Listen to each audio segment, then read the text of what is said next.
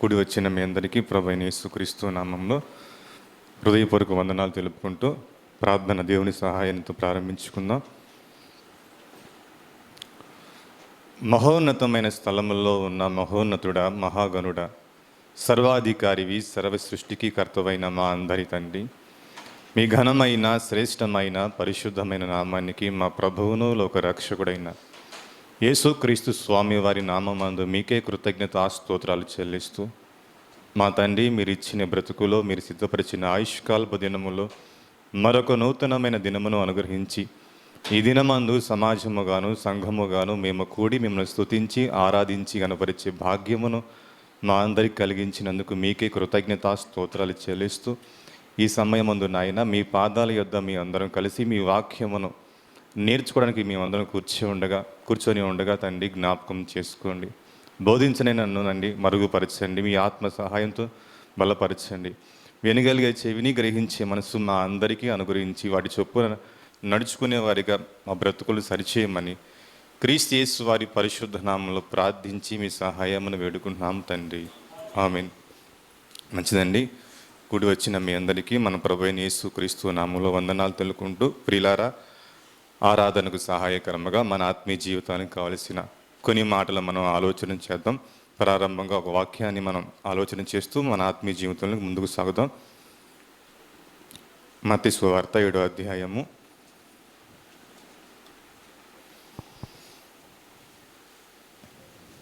24వ వచనం అండి. యేసుక్రీస్తు వారు చెప్తున్న మాటలు. కాబట్టి నా మాటలు విని వాటి చొప్పున చేయి ప్రతి వాడును బండ మీద తన ఇల్లు కట్టుకున్న బుద్ధిమంతుని పోలి ఉండెను. వాన కురిసెను, వరదలు వచ్చెను, గాలి విసిరి ఆ ఇంటి మీద కొట్టెను గాని దాని పునాది బండ మీద వేయబడిన గనుక అది పడలేదు. మరియు ఈ నా మాటలు విని వాటి చొప్పున చేయని ప్రతివాడు ఇసుక మీద తన ఇల్లు కట్టుకున్న బుద్ధిహీనును పోలి ఉండును. వాన కురిసెను, వరదలు వచ్చెను, గాలి విసిరి ఆ ఇంటి మీద కొట్టెను, అప్పుడు అది కూలబడెను, దాని పాటు గొప్పదని చెప్పాను. చాలండి. ప్రభునందు ప్రియులారా, ప్రభువైన యేసుక్రీస్తు వారు ఆయన సుమారు ఈ అధ్యాయానికి ముందు అధ్యాయాల్లో 5వ అధ్యాయం దగ్గర నుంచి ప్రారంభించుకుంటూ ఆయన సుమారు 3 అధ్యాయాలు ఒక సుదీర్ఘమైన ప్రసంగాన్ని ఆయన ప్రకటిస్తూ ఉంటాడు. ఆనాడు వాళ్ళ దగ్గర ఉన్న వాళ్ళ శిష్యులతో కానీ తన దగ్గరకు వచ్చిన వారికి ఎన్నో ఆత్మ సంబంధమైన మాటలను తెలియజేస్తూ దేవుని రాజ్యం గురించి సువార్త ప్రకటిస్తూ చాలా మాటలు చెప్పాడు. అంటే ఈ మాటలు మాత్రమే కాదు, ఈ గ్రంథం అందున్న ప్రతి లేఖనము, వాక్యం అన్నీ ప్రభువుకు సంబంధించిన మాటలే. అయితే ఆయన చెప్తున్న పూర్తి సారం ఏంటంటే, ఎవరైతే ఈ నా మాటలు విని వాటి చొప్పున చేయు ప్రతివాడు ఎలా ఉంటాడంట? బండ మీద ఇల్లు కట్టుకున్న బుద్ధిమంతుడిని పోలి ఉండను. ప్రియులారా, సమాజంలో మన కళ్ళ ముందు ఎన్నో ఇంటి నిర్మాణాలు మనం చూస్తూ ఉంటాం. మన చర్చి ముందు కూడా ఇంటి నిర్మాణం జరుగుతూ ఉంటుంది. ఇల్లు బలముగాను పటిష్టముగాను 4 కాలాల పాటు స్థిరంగా ఉండాలనుకున్నప్పుడు ఇల్లు కట్టేవారు ఎలా ఉంటారు? చాలా ఆలోచన కలిగి, ముందు చూపు కలిగి, అన్ని విధాలుగా సమకూర్చుకొని తగిన మోతాదు లోతైన పునాదులు తీసి ఆ పునాదుల్లో తగిన కాంక్రీటు, సిమెంట్ ఇవన్నీ కలిపివేసి తగిన రీతిగా ఇంటిని నిర్మిస్తారు. అప్పుడు ఆ ఇంటి నుంచి ఏం కలుగుతుంది? రక్షణ కలుగుతుంది. అంటే దొంగల బారించి రక్షణ కలుగుతుంది. అలాగనే ఎండ నుంచి, చలి నుంచి, వాన నుంచి ఎన్నో విధాలుగా ఆ ఇల్లు రక్షణ మనకు కలుగు చేస్తుంది. యేసుక్రీస్తు వారు చెప్తున్న ఒక మాట ఏంటంటే, భౌతిక సంబంధమైన విషయాన్ని మనకు చేస్తూ, మన కళ్ళ ముందుకు మనకు కనపడుతున్న విషయాన్ని మనకు తెలియజేస్తూ, మనకు అర్థమయ్యే రీతిగా ఒక ఆత్మీయ అర్థాన్ని చెప్తున్నాడు. ఎందుకంటే ఆయన ఎప్పుడు చెప్పినా, ఏది చెప్పినా ఆత్మ సంబంధమైన జీవమైన మాటలు ఎక్కువ చెప్తాడు తప్ప శరీర సంబంధమైన మాటలు ఆయనకి కాదు. ఆయన ప్రతి ఒక్క మాట ఆత్మయు జీవమునయునని యోహాను సువార్తలో ఉంటాయి. ఎందుకంటే ఆయన ఒక విషయాన్ని మనకు తెలియజేస్తాడు. అంటే ఆయన మాటలు విని వాటి చొప్పున చేయు ప్రతివాడు ఎలా ఉంటాడంట? బండ మీద. అంటే యేసుక్రీస్తు వారు చెబుతుంది నిజంగా మన కళ్ళ ముందు కనబడే ఇంటి నిర్మాణాల గురించి కాదు, ఆత్మ సంబంధమైన బండ గురించి చెప్తున్న మాట. ఆ ఆత్మ సంబంధమైన బండ మీద కట్టుకున్నాడంట, వాడు ఎప్పటికీ పడిపోడు, ఎప్పటికీ స్థిరంగానే ఉంటాడు. ఎవడైనా ఆలోచించండి, ఇల్లు కట్టుకునే వాళ్ళు ఎప్పుడైనా కొంతకాలము స్థిరముగా ఉండాలని ఇల్లు కట్టుకుంటారా? ఏదైతే ఉందిలే 4 రేకులు కట్టుకొని పై 4 రేకులు వేసుకుని సరిపోదు అనుకుంటారా? అలా తక్కువగా ఎవరు ఆలోచించరు. ఎవరైనా సరే తమ విషయాలకు వచ్చేసరికి మేము బాగుండాలి, మేము చక్కగా ఉండాలని యోచనతో ప్రతి పని చేస్తారు. అలాగే ఇంటి విషయంలో కూడా యోచన కలిగి ముందు సిద్ధపాటు కలిగి ఇంటిని బలంగా కట్టుకుంటారు. అలాగే యేసుక్రీస్తు వారు కూడా మనకు విషయాన్ని తెలియజేస్తూ, నా మాటలు విని వాడి చొప్పున బండ మీద కట్టుకున్నవాడు ఎలాగైతే ఉంటాడో అలాగ బుద్ధిమంతుడు ఉంటాడని చెప్తున్న మాటలు. ఇంతకీ బుద్ధిమంతుడు బండ మీద ఎలా కట్టుకుంటాడు? ఆయన మాట్లాడుతున్న బండ గురించి ఏం మాట? ఆ బండ ఏంటిది? ఏమంటే యేసుక్రీస్తు వారు చెప్తున్న మాట ఆ బండ ఏంటంటే, ఆయన మాటల్లోనే ఆయన గురించిన మాటలను మనం ఆలోచన చేద్దామంటే ఆ బండ ఏందో.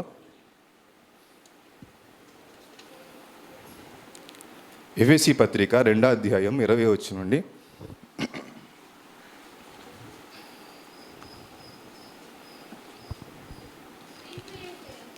క్రీస్తు యేసే ముఖ్యమైన మూలరాయి ఉండగా అపోస్తులను ప్రవక్తలను వేసిన పునాది మీద అంటే మనమే ఎవరైతే క్రీస్తును అంగీకరిస్తారో మనందరము ఎవరి మీద కట్టబడుచున్నామంట? క్రీస్తు యేసే. అంటే ఏంది? బండ అంటే ఎవరు? యేసుక్రీస్తు వారే. అంటే యేసుక్రీస్తు వారినే బండ మీద మన ఆత్మీయ గృహాలను మనం కట్టుకోవాలి. అది ప్రభు చెబుతున్న సారము. భౌతిక సంబంధమైన విషయాన్ని మనకు తెలియజేస్తూ, మన కళ్ళకు కనబడే విషయాలు మనకు తెలియజేస్తూ, ఇదిగో ఇది ఎలాగుంటుందో మీరు కూడా ఆత్మ సంబంధమైన బండ మీద మీరు మీ గృహాలను కట్టుకోవాలని చెప్తున్నారండి ప్రియులారా. చాలామంది ఈ ఆత్మ సంబంధమైన గృహాన్ని ఎలా కట్టుకుంటున్నారంటే, ఏమండి, క్రీస్తు వారు చెప్పిన మాటలు, అపోస్తులు చెప్పిన మాటలు, భక్తులు చెప్పిన మాటల ప్రకారం కట్టుకోవట్లా. ఇలా ఆ పునాది అనేది ఈ లోక సంబంధమైన వాటి అవసరాల కొరకే ఈరోజు ఆ పునాదిని కట్టుకుంటున్నారు. అందుకే చాలామంది ప్రభువులో ఎందుకు నిలబడలేకపోతున్నారంటే, ఎందుకు ప్రభువులో స్థిరంగా వారు నిలబడలేకపోతున్నారంటే, ఈ పునాది సరిగ్గా లేదు. ఇంటి పునాది సరిగ్గా ఉంటేనే కదా ఇల్లు బలంగా ఉండేది. ఇల్లు పునాది లేకపోతే బలంగా లేకపోతే ఆ ఇల్లు స్థిరంగా ఉంటుందా? ఉండదు. చాలా చోట్ల మీరు గమనించండి, చాలామంది ఇల్లు కట్టుకుంటారు. చాలామంది పైన రేకులు వేసుకొని, పైన 4 రేకులు వేసుకొని ఇల్లు కట్టుకుంటారు. గట్టిగా తుఫాను వస్తే ఏమైపోతుంది? ఆ ఇల్లు కూలిపోతుంది. ఎందుకు? దానికి సరైన పునాది లేదు, స్థిరమైన పునాది లేదు, బలమైన పునాది లేదు కనుక కొట్టుకొని గాలికి వెళ్ళిపోతుంది, వరదలు వచ్చినప్పుడు మునిగిపోతుంది.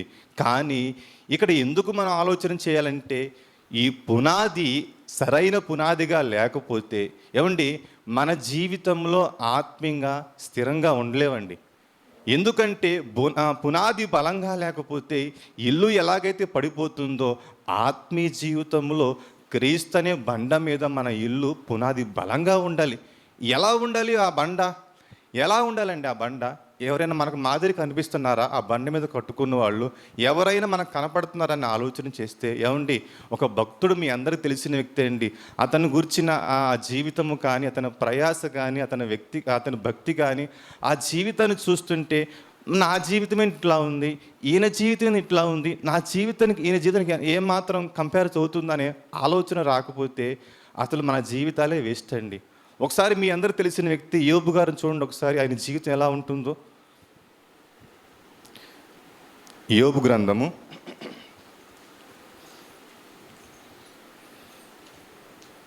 1వ అధ్యాయము 1 నుంచి అండి. ఊజు దేశమందు యోబు అనే ఒక మనుషుడు ఉండెను. అతడు యథార్థవర్తనుడును న్యాయవంతుడునై దేవుని యందు భయభక్తులు కలిగి చెడుతనమును విసర్జించినవాడు. అతనికి 7 కుమారులు, అతనికి 3 కుమార్తెలు కలిగిరి. ప్రియులారా ప్రియులారా, ఏమండి పరిశుద్ధాత్మ దేవుడు యోబు గారి గురించి యథార్థవంతుడు, నీతిమంతుడు, చెడుతనమును విసర్జించిన వ్యక్తి అని మనకి రాయబడింది. కరెక్టే. ఇప్పుడు ఆయన యథార్థవంతుడు ఎలాగయ్యాడు? నీతిమంతుడు ఎలాగయ్యాడు? ఏమండి చెడుతనమును ఎలా విసర్జించాడు? దేనిని బట్టండి ప్రియులారా? ఈరోజు మనం ఆలోచన చేసామా? ఏమండి చెడుతనమును విసర్జించటము, దేవుని ఎదుట యథార్థంగా బ్రతకటము, దేవుని ఎదుట నీతిగా బ్రతకడం అంటే మామూలు విషయం కాదు. ఏమంటే చాలామంది క్రీస్తు వారిని నమ్ముతారు, ప్రతి ఆదివారం మానకుండా వస్తారు, కానీ ప్రవర్తన విషయంలో ఏమైపోతున్నాం? మనం ఖచ్చితంగా ఫెయిల్ అయిపోతున్నాం, ఖచ్చితంగా పడిపోతున్నాం. ఏమండి రక్షణ పొందటం ఒక మెట్టు అయితే, ఆ పొందిన దగ్గర నుంచి ఎప్పుడైతే మన ఆత్మీయ జీవిత ప్రయాణం ప్రారంభమవుతుందో ప్రతి కదలిక, అది మాటలో కానివ్వండి, క్రియలో కానివ్వండి, చూపులో కానివ్వండి, చేసే ప్రతి సందర్భంలో మనము వాక్యాన్ని వెంబడించకుండా ఉంటే మనము దేవుని ఎదుట నీతిమంతులు కాలేము, దేవుని ఎదుట యథార్థవంతులు కాలేము, దేవుని ఎదుట చెడుతనం విసర్జించిన వ్యక్తులుగా మనం కడపడం. యోబు గారి గురించి ఊరికే రాయబడల యథార్థవంతుడని, ఊరికే రాయబడల ఆయన నీతిమంతుడని. పోయిన వారం గోపి ఏం చెప్పాడు మనకి? విన్నారా మీరు?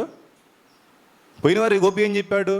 యోబు గారి అబ్రహాం గురించి చెప్పాడు. అబ్రహాం ఎలా ఆయన నీ పొరుగు వారిది ఏది ఆశింపకూడదని వచనాన్ని ధర్మశాస్త్రము లేనప్పటికీ మనసులో పెట్టుకొని ఆయన ఆశపడలా. అంటే ఏంది? వాక్యము పాటించాడా, పాటించలేదా? వాక్యాన్ని పాటించాడు గలకే త్రోసివేశాడు. అలాగే యోబు గారు కూడా ఎందుకు ఆయన నీతిమంతుడయ్యాడు, ఎందుకు ఆయన యథార్థవంతుడయ్యాడు అంటే, ఏమండి ఆయన జీవితంలో జరిగిన విషయాలను కొంచెం మనం ఆలోచన చేస్తే, ఏమండి ఆయనకి ఎంతమంది సంతానము? మొత్తం 10 మంది సంతానం. ఆస్తి ఎంత ఉంది? చాలా ఆస్తి ఉంది.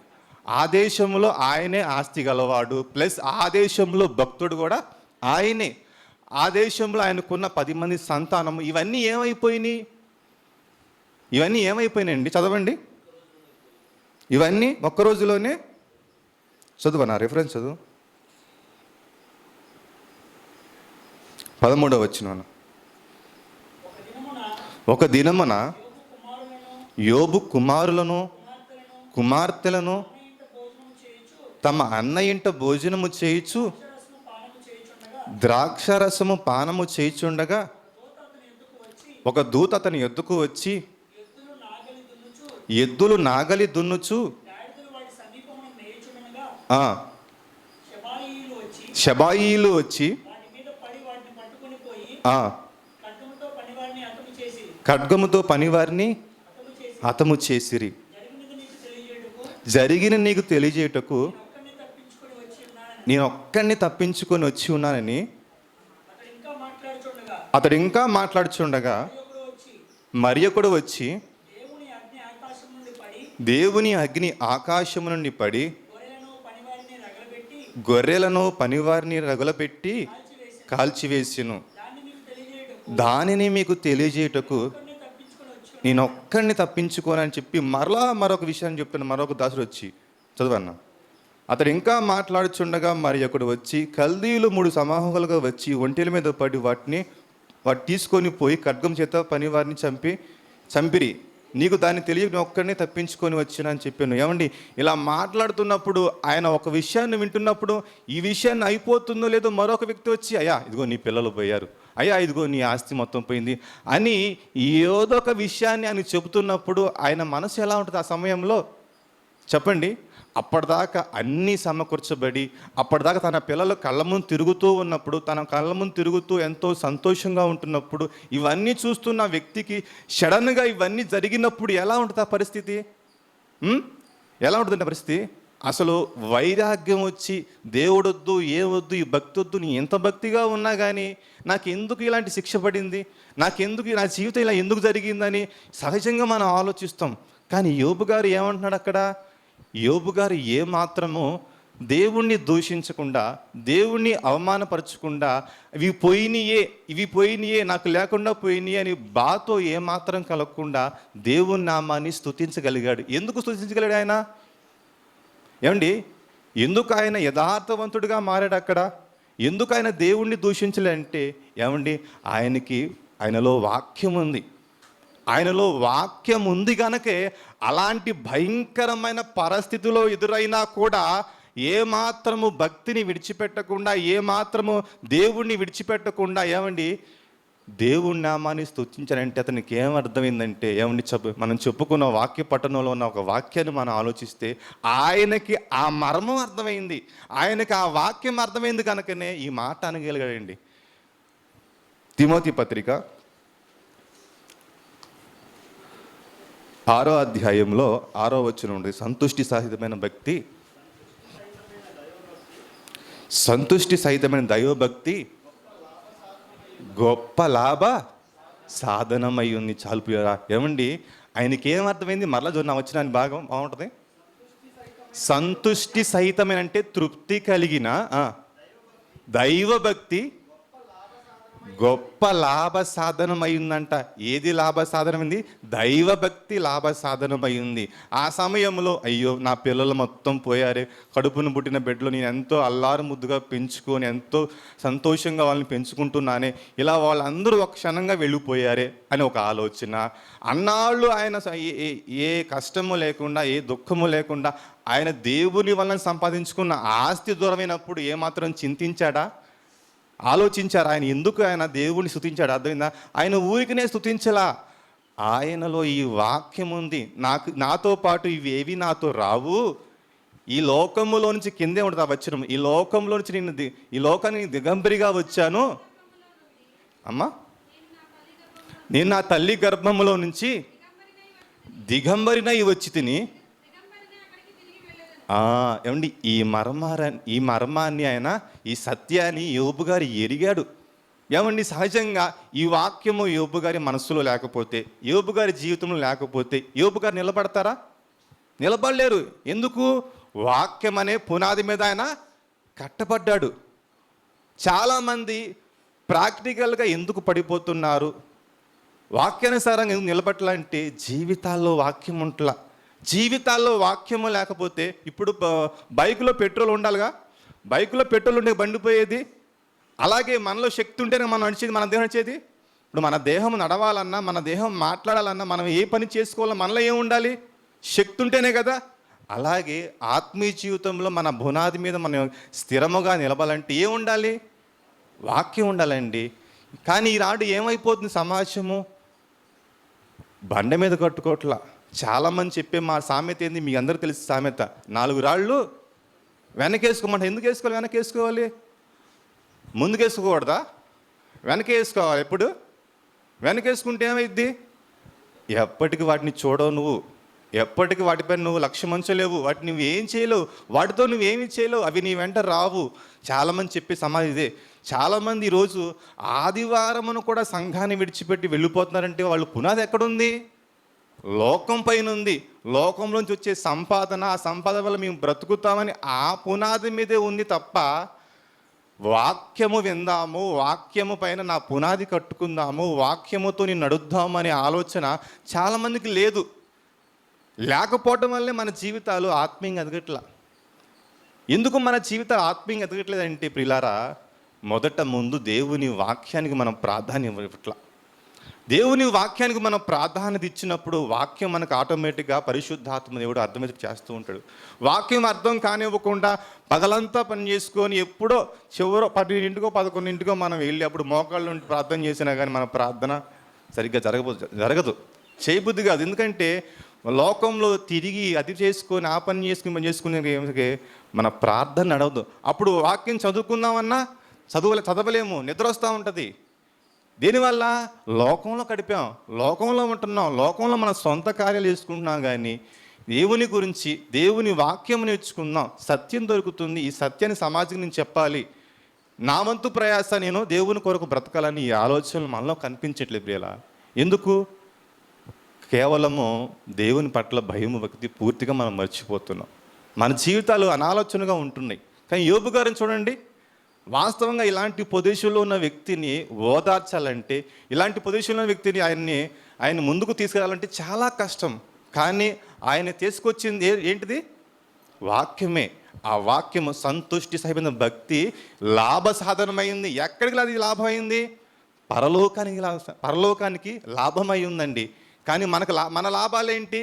మన లాభాలు ఏంటంటే ఎప్పుడు మన జీవితాల్లో ఏది లోటుగా ఉందా, ఏది మన పిల్లలకి తక్కువగా ఉంది, ఏది మనకి ఇబ్బందిగా ఉంటుందని వీటి గురించే మనం ఈ పరిజ్ఞానంలో ఆలోచించుకొని వీటి లాభాల కొరకే మన ప్రయత్నాలు ముందుకు సాగుతున్నాం తప్ప ఏమండి నా ఆత్మీయ జీవితం లోటుగా ఏముంది? నేను సరిగ్గా ఉంటున్నానా? నా జీవితం ఎలా ఉంది? నా భక్తి ఎలా ఉంది? నేను చేసే నా ప్రతి పనిలో వాక్యం ఉంటుందా లేదా? నేను ఎందుకు ప్రార్థన సరిగా చేయలేకపోతున్నా? నేను ఎందుకు వాక్యాన్ని సరిగా చదవలేకపోతున్నా? నేను ఎందుకు వాక్యాన్ని సరిగా ప్రకటించలేకపోతున్నా అంటే దేవునికి అవకాశం ఇవ్వట్లేదు, వాక్యానికి అవకాశం ఇవ్వట్లేదు, దేవుని సహవాసానికి అవకాశం ఇవ్వట్లేదు. ఏమండి దేవుని సహవాసానికి ఇవ్వకపోతే ఏమండి మన జీవితాలు ఏవైపోతాయండి? మనందరూ తెలిసిన విషయం ఏంటి చెప్పండి? అపోస్తుల కార్యంలో ఏముంది? 1వ అధ్యాయంలో 2వ అధ్యాయం 40 వచనమండి.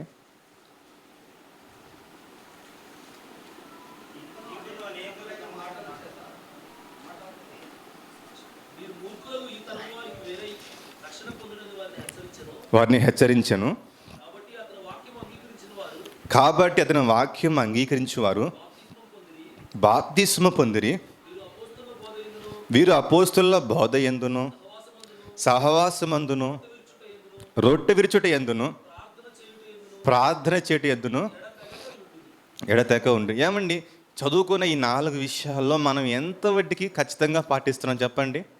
నిజంగా మీ మనస్సాక్షి అనే కంటే వాక్యాన్ని కళ్ళ ముందు పెట్టి చెప్పుకోండి. చాలామంది చెప్పే మాట ఏంటంటే నిజముగా నీ గుండె మీద చేసుకొని చెప్పురా అంటారు. నేను అంటాను నిజముగా వాక్యాన్ని కళ్ళ ముందు పెట్టుకొని నిజం చెప్పు.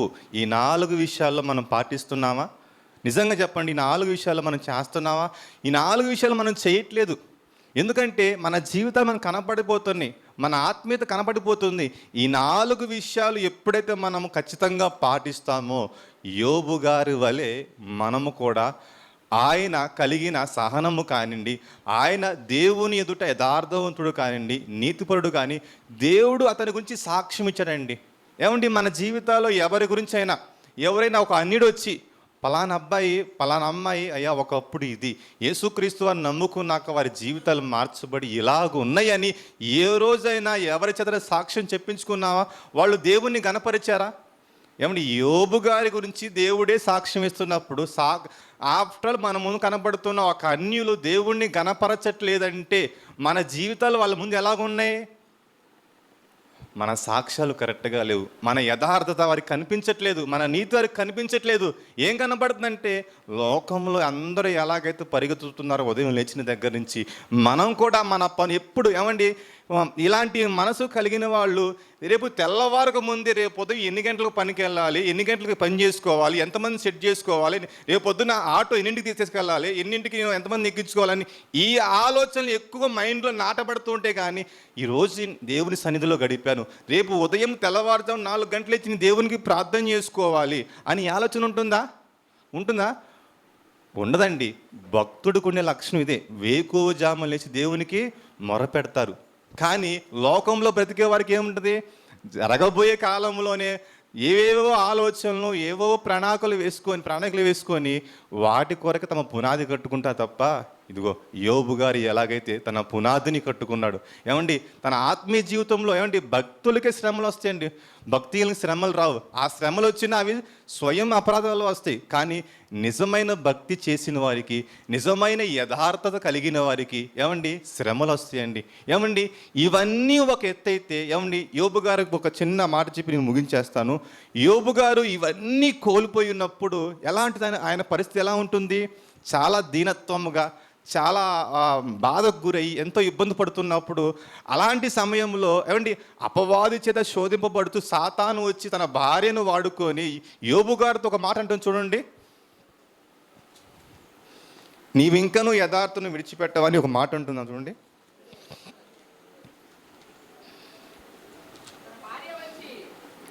అతని భార్య వచ్చి నీవింకను 2వ అధ్యాయం 9వ వచనము నీవింకను యథార్థను విడువకయుందువా, దేవుణ్ణి దూషించి అబ్బా ఏమండి, భార్యని దేవుడు ఏమన్నాడు? పురుషునికి సాటి అయిన సహాయం అన్నాడు. సాటి అయిన సహాయం అన్న స్త్రీ అపవాది చేత ఏమండి, నిజంగా ఆమె మనస్తాన మాట కాదని అపవాది సాతాను కూడా ఆమెను ప్రేరేపించడం వల్ల ఆమె పలికిన మాట, కానీ ఆమె పలికిన మాట, నీవింకను యథార్థతను విడిచిపెట్టవా? ఏమండి యథార్థ అంటే ఊరికి వచ్చింది అనుకున్నారు. యథార్థ అంటే ఏదనుకున్నారు? దేవుని చట్టంలో ఉన్న మాటను తూచా తప్పకుండా ఆయన ఏదైతే చేయమని చెప్పాడో, ఏదైతే చేయవద్దని చెప్పాడో, ఈ మాటలను అనుసరించటమే యథార్థత అంటే ఎక్కడికి వెళ్ళిపోకండి. యథార్థత అయినా, నీతి అయినా, పరిశుద్ధత అయినా దేవుని వాక్యముతోనే మనలోకి రావాలి తప్ప, లోకంలో కూడా మంచి ఉంది, లోకంలో కూడా యథార్థత ఉంది, లోకంలో కూడా చాలా విషయాలు మంచి వాళ్ళు ఉన్నారు. అవన్నీ పనికొస్తాయి ఆ వాక్యాన్ని ముందు? ఇవేవి వాక్యాన్ని ముందు పనికిరావు. వాక్యము ఏదైతే చెప్పిందో అదే నీతి, వాక్యము ఏదైతే చెప్పిందో యథార్థత. అట్లాంటి దేవుని వాక్యముతో సంపాదించుకున్న యథార్థతను ఆమె ఏమంటుంది? నీవింకనూ యథార్థతను విడిచిపెట్టేసి ఎందుకు ఈ జీవితము? మరణం చచ్చిపో అంటుంది. ఏమండి, ఆదరించడానికి భార్య సాటి అని సహాయం ఇస్తే ఆ సమయంలో కూడా అలా వచ్చి ఆమె పలుకుతుంటే ఇంకెలా ఉంటుంది బాధ? అన్నాళ్ళు సంపాదించుకున్న యథార్థత, భక్తి, వాటన్నిటినీ విడిచిపెట్టాలనిపించిద్ది, విరక్తి పుట్టించిద్ది. కట్టుకున్న భార్య అలా అంటే ఇంక అసలు తట్టుకోలేని పరిస్థితి ఎలా ఉంటుందండి? అలాంటి పరిస్థితిలో కూడా ఆయనకు వాక్యం అర్థమైంది కాబట్టి ఏమన్నాడు? నీవింకను యథార్థవంతను ఏమండి అదండి. అంటే ఎలాంటి సమయము ఎదురైనా కానీ వాక్యము మనకుంటే ఈ వాక్యమే మనల్ని స్థిరపడుతుంది, విశ్వాసం నుంచి మనల్ని తొలగింపలేదు. కాబట్టి ప్రియులారా, వాక్యం అనే పునాది మీద మనం కట్టుకొని స్థిరంగా ఉండాలని తెలియజేస్తూ ప్రార్థన చేసుకుందాం. మహోన్నతుడు అయిన మా కన్న తండ్రి, మహాగణుడా, సర్వాధికారి, సర్వశక్తిమంతుడా, మీ ఘనమైన శ్రేష్టమైన నామానికి యేసుక్రీస్తు వారి నామంలో కృతజ్ఞతాస్తులు చెల్లిస్తూ, నాయన మీ మాటలను మేము విని ఉండగా ఎవరైతే ఆత్మ సంబంధమైన క్రీస్తు వారి బండి మీద పునాదిని కట్టుకొని స్థిరంగా ఉంటారు వారు ఎన్నటికీ కదిలించబడని మీ వాక్యం మాకు తెలియజేస్తుంది. కనుక మా ఆయన భక్తులను చూయించారు. వారి జీవితంలో ఎలాంటి పరిస్థితులు ఎదురైనప్పటికీ ఏమాత్రము మిమ్మల్ని విడిచిపెట్టకుండా, విశ్వాసం నుంచి పడిపోకుండా స్థిరముగా కలిగి ఉన్నారంటే కారణం మీ వాక్యం. మీ వాక్యం మాలో ఉంటే ఎలాంటి ప్రమాదాన్నైనా, ఎలాంటి విపత్తు అయినా, ఎలాంటి శక్తులైనా ఎదిరించగలిగే సామర్థ్యం మీ వాక్యానికి ఉన్నదని మేమందరం గ్రహించి వాక్యమందు స్థిరులుగా మేమందరం ఉండుటకు సహాయమును అనుగ్రహించమని ప్రార్థిస్తూ యేసుక్రీస్తు ప్రభువారి నామంలో ప్రార్థించి మనవులు వేడుకొనుచున్నాను పరలోకపు తండ్రి. ఆమేన్.